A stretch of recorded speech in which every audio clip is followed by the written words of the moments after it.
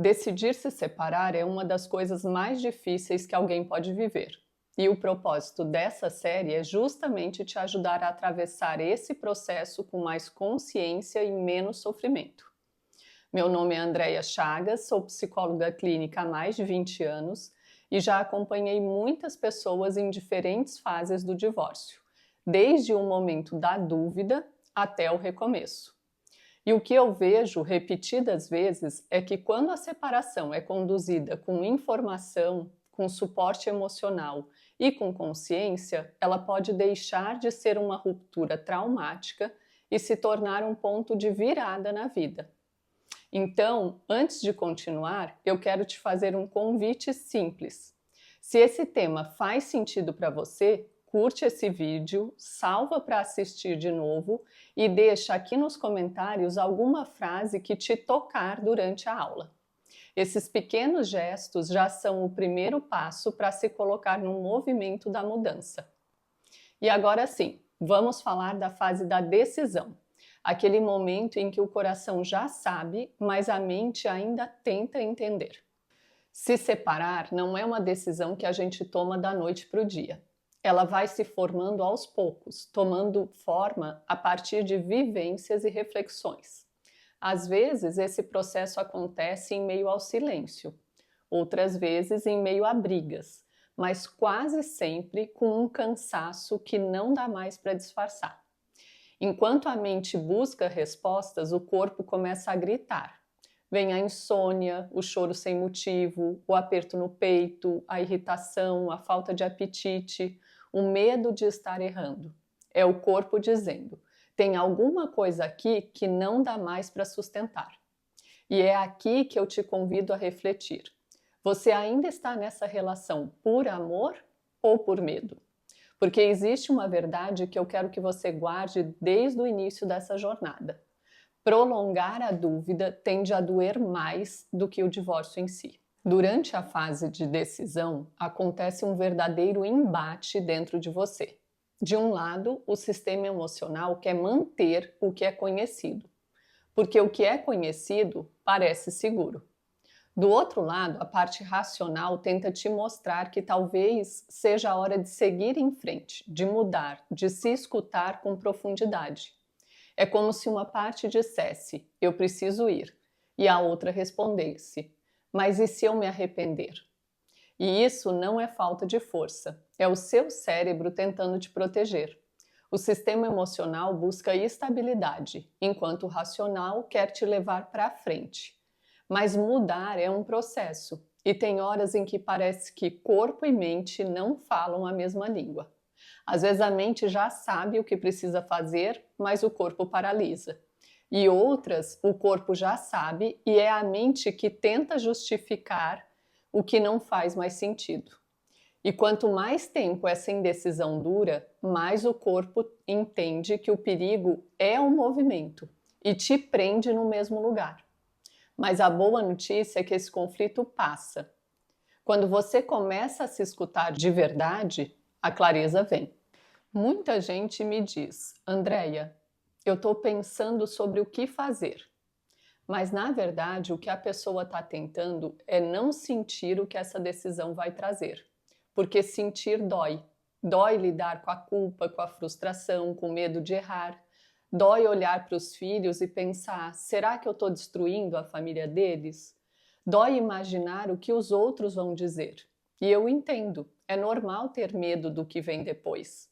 Mas o medo não precisa ser o que decide por você. Às vezes a gente tenta ser leal a uma promessa, ou fiel a um sonho que um dia foi bonito, mesmo quando esse sonho já virou um grande peso. E é aí que mora a armadilha. Se pergunta: quando eu digo sim para a continuidade do meu casamento, para quais partes minhas eu estou dizendo não? Porque às vezes o sim que você dá para o outro é o mesmo não que você repete para si todos os dias. E tem uma verdade difícil, mas libertadora. Você pode amar e ainda assim precisar ir embora. Amar não é o mesmo que caber. E só o amor não é suficiente para sustentar uma relação saudável. Uma relação precisa de segurança, de respeito, de presença emocional. Quando isso se perde, o amor sozinho não dá conta de manter o vínculo. E lembra, a indecisão parece neutra, mas não é. Ficar indecisa também é uma decisão. É escolher continuar no mesmo lugar. Para quem vive essa fase com filhos pequenos, o peso emocional é ainda maior.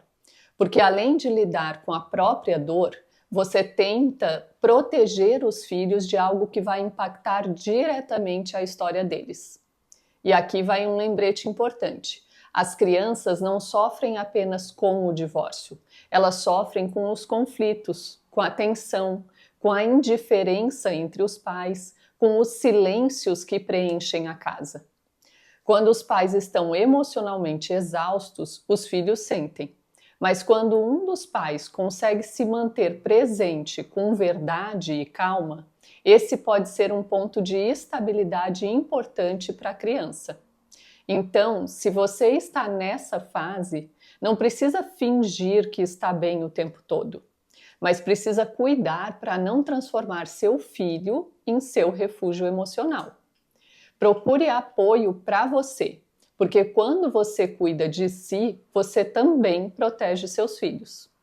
Muita gente acredita que se divorciar é um fracasso, mas eu costumo dizer, se divorciar é um ato de coragem. Se divorciar é bagunçar tudo aquilo que já é conhecido, e isso exige muito emocionalmente.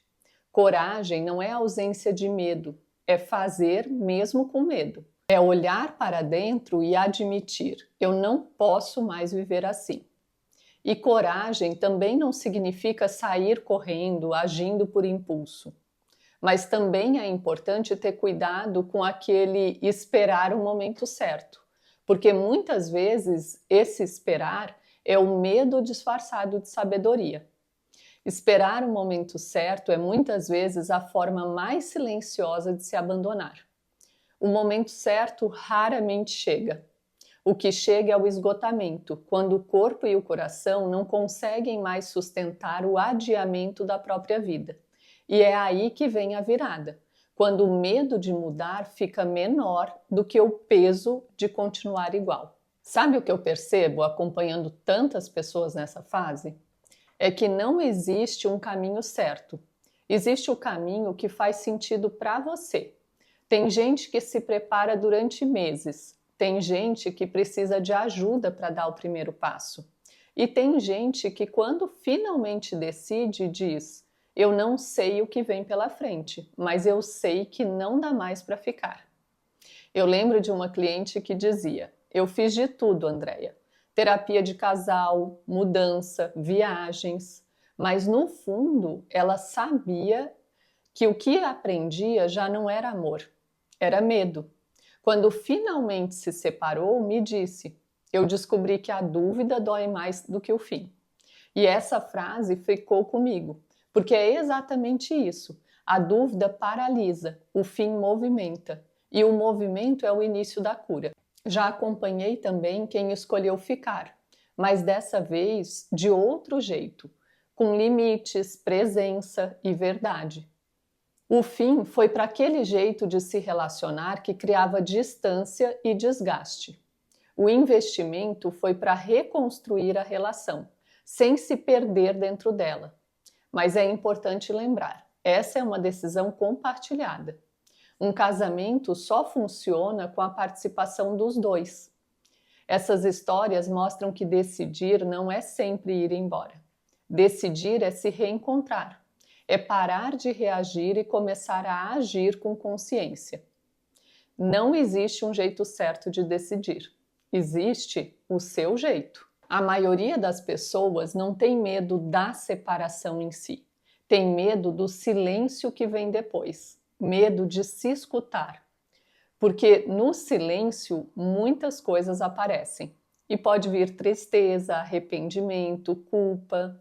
Mas é só quando a gente escuta o que dói que começa de fato a se libertar. Muitas vezes o medo de perder o outro é só o reflexo de já ter se perdido de si. E reconhecer isso é o primeiro passo para se reencontrar.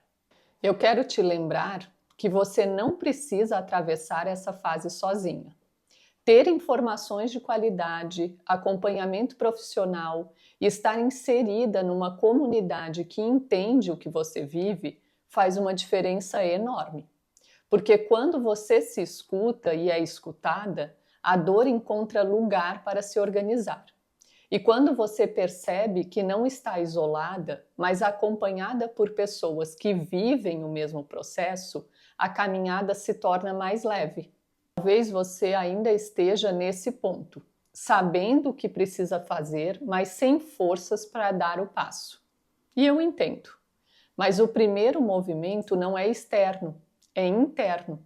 É olhar para dentro e dizer: eu mereço viver uma vida que faça sentido para mim.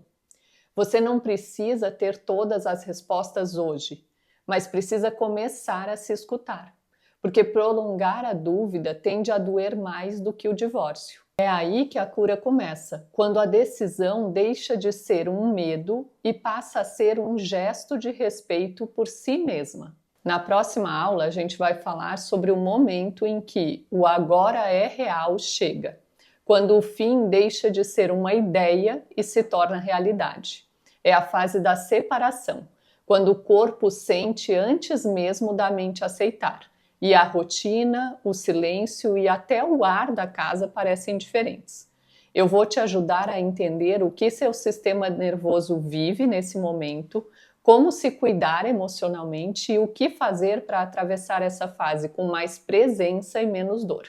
Então, se essa primeira aula fez sentido para você, continua comigo nessa série. E aproveita, curte, se inscreve aqui no canal e compartilha com alguém que pode se beneficiar desse conteúdo. Isso ajuda o YouTube a entregar essa mensagem para mais pessoas que precisam ouvir isso agora.